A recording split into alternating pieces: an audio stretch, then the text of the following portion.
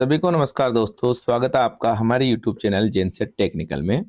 दोस्तों, आप जो है इलेक्शन कमीशन ऑफ इंडिया द्वारा जो है चलाए गए अभियान एसआईआर सर्वे 2026 में अगर काम कर रहे हैं, आप अगर बीएलओ है या आप मतदाता है, तो दोनों को ही गणना प्रपत्र भरने का काम करना है। तो साथियों, सबसे बड़ी प्रॉब्लम हमें आ रही है कि महिला जो मतदाता है उसका गणना प्रपत्र भरने में आ रही है। उसके रिश्ते और रिश्तेदार से संबंधित जो है कई प्रश्न हैं जो हमारे द्वारा बनाए गए वीडियोज में कमेंट्स के रूप में पूछे जा रहे हैं। तो कुछ जो है महिला मतदाता की गणना प्रपत्र भरने से संबंधित जो है प्रश्न हमारे पास आए हैं, उनके जवाब जो है या उनकी समस्याओं का समाधान हम इस वीडियो में करने की कोशिश करेंगे। दोस्तों, ये जो वीडियो है ये बीएलओ और मतदाताओं के लिए बहुत ही हेल्पफुल होने वाला है, इसलिए आप इस वीडियो को जो है अंत तक जरूर देखें और आप जो है सारी प्रोसेस को अच्छे से समझें। दोस्तों, अगर आप हमारे चैनल पर नए हैं तो आप हमारे चैनल को सब्सक्राइब जरूर कर लें। वीडियो आपको अंत में थोड़ा सा भी अच्छा लगे तो आप इसे लाइक करके अपने दोस्तों, रिश्तेदारों और परिवार वालों के साथ जो है शेयर जरूर कर दें। तो चलिए वीडियो की शुरुआत करते हैं। ये सभी जो समस्याएं हैं वो हमें जो प्रशिक्षण मिला है और जो हमारे सामने समस्याएं आ रही है उनको देखते हुए ये बहुत ही आपके लिए हेल्पफुल है। तो चलिए सबसे पहले देखिए हमारे पास क्या समस्या आती है, मैं आपको बता देता हूं। हम कुछ केस स्टडीज से समझेंगे, ठीक है दोस्तों। अब हम पहले केस की तरफ चलते हैं और देखते हैं कि पहला केस हमारा क्या हो सकता है। जैसे कि कोई महिला मतदाता है जिसका स्वयं का नाम एसआईआर 2002 व एसआईआर 2025 की लिस्ट में है, मतलब कि 2025 की जो वर्तमान सूची है उसमें जो है उसका नाम है, और एसआईआर जो लास्ट हुआ था 2002 या 2003 दोनों यहाँ पर हो सकते हैं, ठीक है। किसी स्टेट में 2003 है और किसी स्टेट में 2002 है, तो दोनों में उस महिला मतदाता का नाम था। तो यहाँ पर जो है तीन कंडीशन हो सकती है उस महिला मतदाता के साथ में। पहली कंडीशन ये हो सकती है कि 2002 व 2025 में पति का नाम है रिश्तेदार में, मतलब जब उसका नाम वोटर लिस्ट में था 2002 में और 2025 में, तो वहां पर रिश्तेदार के रूप में पति का नाम दिया हुआ है। तो हम उसका जो है गणना प्रपत्र कैसे भरेंगे ये मैं आपको बताता हूं। दोस्तों, यहाँ पर देखिए हमने जो गणना प्रपत्र की बात की है, ठीक है, तो यहाँ पर हमारे सामने गणना प्रपत्र आ चुका है। तो जैसा कि आपको पता है जो ये वाला कॉलम होता है उसमें हमें 2025 की जो वर्तमान सूची है उसके अकॉर्डिंग जो है कोई भी मतदाता हो, महिला हो या पुरुष हो, जो भी मतदाता 2025 की लिस्ट में उसके अकॉर्डिंग उसकी पूरी डिटेल फिल करनी है, ठीक है। अब इसके बाद में हम यहाँ पर आ जाते हैं नीचे वाले दो कॉलम्स पे, ठीक है। अब ऐसी महिला मतदाता, ठीक है, हमने जो है पहला केस यहाँ पर लिया है। तो ऐसी महिला मतदाता जिसका नाम 2002 व 2025 की लिस्ट में है, मतलब उनका नाम 2002, ठीक है, और 2025 की लिस्ट में है, ये जो है ऐसे मतदाता हैं जो कैटेगरी ए के मतदाता कहलाएंगे। अब इनका पहले ही जो कंडीशन हमने रखी है यहाँ पर, ये है 2002 व 2025 में पति का नाम है रिश्तेदार के रूप में। देखिए दोस्तों, मैं सबसे पहले आपको यहाँ पर बता दूं कि मान लीजिए कोई विवाहित महिला है जिसकी शादी 2002 में हो चुकी थी और उसके पिता का नाम जो है नहीं था, लेकिन पति का नाम वहां पर उसने जो है शादी होने के बाद में जो है जुड़वाया, 2002 में ही उसका नाम उस वोटर लिस्ट में आ चुका है, ठीक है। और जब से उसके पति का नाम रिश्तेदार के रूप में चल रहा है, तो आपको यहाँ पर क्या करना होगा। देखिए यहाँ पर साफ लिखा हुआ है अंतिम विशेष गहन पुनरीक्षण की निर्वाचक नामावली में निर्वाचक का विवरण, ठीक है। तो आपको इसके अकॉर्डिंग, मतलब कि 2002 में जो भी उसका नाम था उसके जो रिश्तेदार का नाम था, ठीक है, और जो रिश्ते का नाम था वो यहाँ पर दर्ज कर देना है अकॉर्डिंग डिट्टो, मतलब 2002 की सूची में जो डिटेल थी वो सारी डिटेल आपको यहाँ पर फिल करनी है। अब यहाँ पर पति का नाम हो, पिता का नाम हो, कुछ भी नाम हो, उससे कोई फर्क नहीं पड़ेगा। आपको यहाँ पर 2002 की सूची के अनुसार या 2003 की सूची के अनुसार, कई राज्यों में 2003 की सूची है, उसके अनुसार आपको यहाँ पर जो है उसकी डिटेल फिल करनी होगी। ये आप लिख के रख लीजिए, अच्छे से आप इसको समझ लीजिए, क्योंकि ये पूछ रहा है कि अंतिम विशेष गहन पुनरीक्षण की निर्वाचक नामावली में निर्वाचक का विवरण। तो जो उसका विवरण 2002 की सूची में वो आपको फिल कर देना, आपको कुछ सोचने की आवश्यकता ही नहीं है। मतलब उस महिला का नाम यहाँ पर आ जाएगा जो उस समय लिखा हुआ था, ठीक है। उसके बाद में उसका एपिक नंबर उस दौरान 2002 का या 2003 का जो भी है यहाँ लिख सकते हैं आप। उसके बाद में रिश्तेदार का नाम, रिश्ते में अगर हस्बैंड का नाम है तो आपको हस्बैंड का नाम एज इट इज यहाँ पर लिख देना है, ठीक है। और उसके बाद में रिश्ते का नाम, पति है तो पति, यहाँ पर आपको पति एक्चुअल में लिख देना है अगर उसका नाम जो है 2002 की लिस्ट में उसके पति के साथ है, ठीक है। ये आपको सोचने की कतई आवश्यकता नहीं है, क्योंकि 2002 में और 2025 में जो मतदाता दोनों अवेलेबल हैं उनको एक कैटेगरी में रखा गया है और उनको बीएलओ ऐप में जब बीएलओ द्वारा ऐड किया जाता है तो वहां पर जो है आपका पिता, पति या ऐसा कोई ऑप्शन नहीं आता, उनको केवल जो है उनके एपिक से ऐड किया जाता है। ठीक है, उनके नाम से ऐड किया जाता है। ठीक है, तो डायरेक्ट वहां से ऐड हो जाते हैं, वो कोई प्रॉब्लम नहीं आती है। इसी में हम दूसरी कंडीशन समझते हैं। जैसे दूसरी कंडीशन क्या है? दूसरी कंडीशन हमारे पास यहाँ पर है कि 2002 में पिता का नाम व 2025 में पति का नाम रिश्तेदार में। ठीक है, मान लीजिए उसकी शादी नहीं हुई थी, जो भी महिला थी 2002 में, तो उस समय उसका नाम 2002 में पिता के साथ था, लेकिन उसने बाद में चेंज करवा के अपना नाम जो है पति के नाम के साथ करवा लिया। ठीक है, तो उस स्थिति में आप जो है क्या करेंगे, गणना प्रपत्र में आपको क्या भरना है ये मैं आपको बता देता हूं। तो दोस्तों देखिए, हम गणना प्रपत्र पर चल जाते हैं। जैसा कि मैंने आपको पहले बताया है, अभी भी बता रहा हूं दोबारा, आपको जो नाम भरना है वो यहाँ पर 2002 की सूची में महिला मतदाता का जो भी नाम है उसके रिश्तेदार का नाम है। ठीक है, तो ये कॉलम जब भरा जाएगा जब वो ए कैटेगरी के मतदाता होंगे। ठीक है, अब देखिए ये ए कैटेगरी मतदाता है, लेकिन 2002 में इसके पिता का नाम था और 2025 में इसने चेंज करवा के पति का नाम करवा लिया। मतदाता तो ए कैटेगरी की है, तो आपको क्या करना है, आपको यहाँ पर 2002 के अकॉर्डिंग, ठीक है, 2002 या 2003 की सूची के अकॉर्डिंग जो है उस महिला मतदाता की सारी डिटेल यहाँ पर लिख देनी है। निर्वाचक का नाम आ जाएगा, उनका एपिक नंबर आ जाएगा, रिश्तेदार का नाम, क्योंकि मैंने बताया यहाँ पर पिता का नाम था तो यहाँ पे आप पिता का नाम लिख देंगे। ठीक है, और यहाँ पर रिश्ते के नाम में आप पिता लिख देंगे। हो सकता है माता का नाम हो सकता है, पिता की जगह माता भी हो सकती है, दादा भी हो सकता है, दादी भी हो सकती है, लेकिन पति का नाम नहीं था उस समय, तो आपको यहाँ पर पति का नाम नहीं लिखना है। 2002 की सूची के अनुसार जो नाम है, जो डिटेल है, वो आपको यहाँ पर फिल करनी है। तो आशा करता हूं ये भी आपको जो है स्टेप समझ में आ गया होगा। इसके बाद में हम यहाँ पर जो है तीसरी स्थिति की बात करते हैं कि 2002 व 2025 में पिता का नाम रिश्तेदार में है। ठीक है, मतलब 2002 में पिता का नाम था और 2025 में भी पिता का नाम है। ठीक है, तो हमारे पास तीन कंडीशन हो गई, पहले हम देख चुके हैं, दूसरी हम देख चुके हैं, अब तीसरी कंडीशन यहाँ पर हो गई 2002 व 2025 में पिता का नाम रिश्तेदार में है।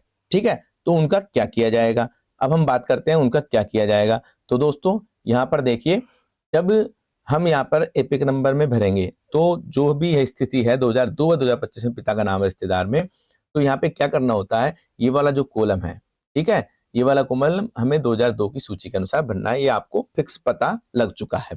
ठीक है, अब रिश्तेदार में पिता का नाम है तो आपको क्या करना होगा, जो 2002 की डिटेल है उसके अकॉर्डिंग इसको फिल करना है। पिता का नाम है तो यहाँ आपको खुद का नाम जो मतदाता है, एपिक नंबर, रिश्तेदार का नाम पिता का नाम आ जाएगा, रिश्ते का नाम पिता का आ जाएगा। पिता, दादा, दादी, मामा ना, पिता, दादा, दादी, माता, यहाँ पर कुछ भी आ सकता है। ठीक है, तो आपको ये चीज यहाँ पर लिख देनी है। ठीक है, विवाहित होने की स्थिति में अगर सेम नाम था 2002 और 2025 में पति का, तो आप तब पति का नाम यहाँ पे लिख सकते हैं। ये केस तो एक ये हो गया जब उनका जो है ए कैटेगरी के मतदाता है महिला। ठीक है, अब भले से वो ससुराल में रह रही हो और अब उन्होंने पति का नाम करवा लिया है, तो भी आपको यहाँ पे पिता से ऐड कर देना है उसमें। ठीक है, जो सेकंड वाला हमारा ऑप्शन था। अब हम बात करते हैं यहाँ पर केस नंबर 2 की। ठीक है, केस नंबर 2 की बात करते हैं कि ऐसी महिला मतदाता जिनका नाम 2025 की लिस्ट में है और उनके रिश्तेदार का नाम 2002 की लिस्ट में है। ठीक है, ओके, तो अब यहाँ पे दो स्थिति हो सकती है, मतदाता के रिश्तेदार में माता, पिता, दादा, दादी का नाम 2002 की लिस्ट में होगा, और वो हो सकते हैं वर्तमान में जीवित भी हो सकते हैं, वर्तमान में मृत भी हो सकते हैं। ठीक है, तो अब यहाँ पर जो है हम क्या बात करेंगे कि जो महिला मतदाता है जिसके रिश्तेदार का नाम 2025 की लिस्ट में है और उनके रिश्तेदार का नाम जो है 2002 की लिस्ट में है। ठीक है, तो यहाँ पर जो है हमें क्या करना होगा, क्योंकि वो एक कैटेगरी के मतदाता तो है ही नहीं, क्योंकि उनका नाम 2002 की लिस्ट में नहीं है, उनके रिश्तेदार का नाम केवल 2002 की लिस्ट में है। तो आपको यहाँ पर क्या करना है, आपको ये वाला जो कॉलम है, ये वाला कॉलम आपको फिल करना होगा। ठीक है, अब ये वाला कॉलम जो फिल करना होगा, तो यहाँ लिखा हुआ उस रिश्तेदार का विवरण जिसका नाम पिछले कॉलम में दिया गया है अंतिम विशेष गहन पुनरीक्षण के अनुसार। साफ लिखा हुआ है अंतिम विशेष गहन पुनरीक्षण के अनुसार, मतलब कि जो लास्ट एसआईआर था 2002 या 2003 के अनुसार, उसके अकॉर्डिंग आपको सारी डिटेल यहाँ पर लिख देनी है। अब पहली स्थिति वर्तमान में जीवित है, तो क्या करें, वर्तमान में जीवित है तो बहुत ही अच्छा है, वर्तमान में जीवित होंगे तो उनका नाम 2025 की सूची में भी होगा। ठीक है, लेकिन आपको नाम लिखना है यहाँ पर 2002 की सूची के अनुसार। ठीक है, 2025 के नहीं, 2002 की सूची के अनुसार आपको यहाँ पर जो है नाम लिखना है। ठीक है, क्योंकि वो 2002 की सूची के अनुसार नाम पूछ रहा है। हो सकता है 2025 में उन्होंने कुछ नाम में करेक्शन करवा लिया हो आपके माता पिता ने, ठीक है, तो वो नहीं करना आपको 2002 की सूची के अनुसार जो है नाम लिखना है, उनकी भाग संख्या लिखनी है, सब चीजें आपको यहाँ पर जो है डिटेल भरनी है। तो नाम आपके पिताजी का आ जाएगा या माता का, दादा दादी का आ जाएगा, एक एक पिक नंबर आ जाएगा, रिश्तेदार का नाम जो उनके 2002 की सूची में उनके रिश्ते के नाम साथ में जो नाम लिखा हुआ है, रिलेशन नेम लिखा हुआ है, वो यहाँ पर आ जाएगा, और रिश्ते का नाम वो आपके साथ यहाँ पर आ जाएगा। दादा है तो दादा का नाम दादा, ठीक है, माता है तो माता, पिता है तो पिता, और दादी है तो दादी रिश्ते के नाम में। ठीक है, ये आपको अच्छे से समझ लेना है। वर्तमान में वो जीवित हैं या मृत हैं, आपको जो है डिटेल जरूर भरनी है उनकी 2002 की। ठीक है, अब इसके बाद में हम यहाँ पर केस नंबर 3 की बात करेंगे साथियों। केस नंबर 3 में क्या है कि कुछ ऐसे महिला मतदाता है जिनका नाम 2025 की लिस्ट में है और उनके किसी भी रिश्तेदार का नाम 2002 की लिस्ट में नहीं है। ठीक है, अब यहाँ पर दो केस हो सकते हैं, एक तो वो अविवाहित महिला हो सकती है और वो विवाहित महिला भी हो सकती है।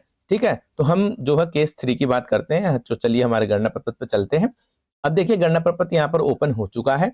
ठीक है, अब हमने देखिए यहाँ पर केस 3 है हमारा, जिनका नाम 2025 की लिस्ट में है महिला मतदाता, लेकिन उनके किसी भी रिश्तेदार का नाम 2002 की लिस्ट में नहीं है।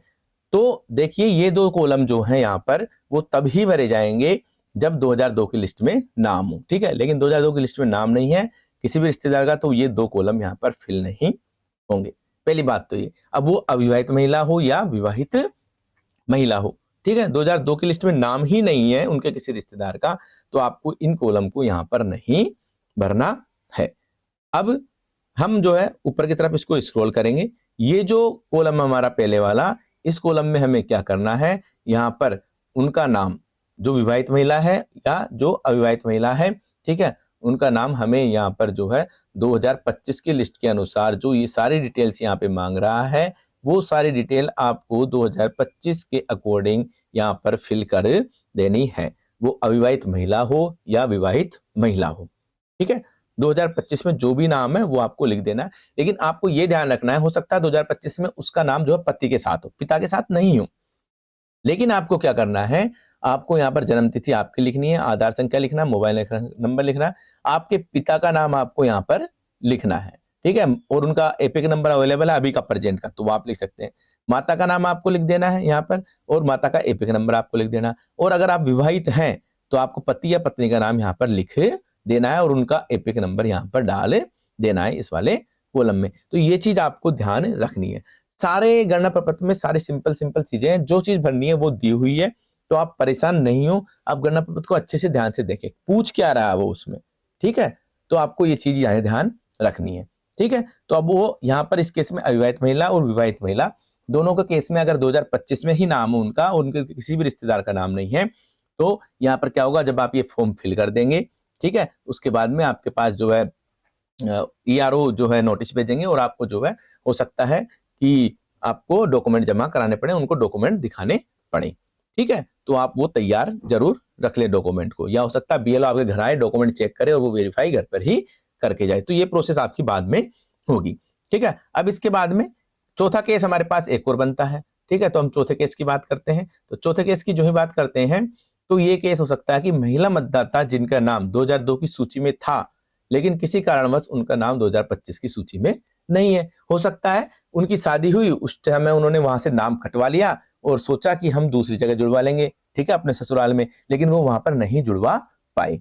ठीक है, उन्होंने बाद में जुड़वाया नहीं, हो सकता है उनको 25-30 साल हो गए, उन्होंने जुड़वाया है नहीं, तो या किसी कारणवश उनका नाम डिलीट हो गया। ठीक है, 2023-24 की जो हर बार रिलीज होती है सूची नहीं है, तो 2025 की सूची में भी उनका नाम नहीं है।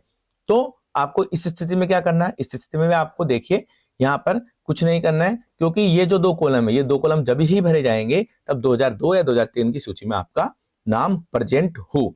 ठीक है, लेकिन आपका नाम जो है क्या था, वहां पर 2002 की सूची में था, लेकिन किसी कारणवश नाम 2025 की सूची में नहीं है, तो आपकी मैपिंग वहां से नहीं हो पाएगी।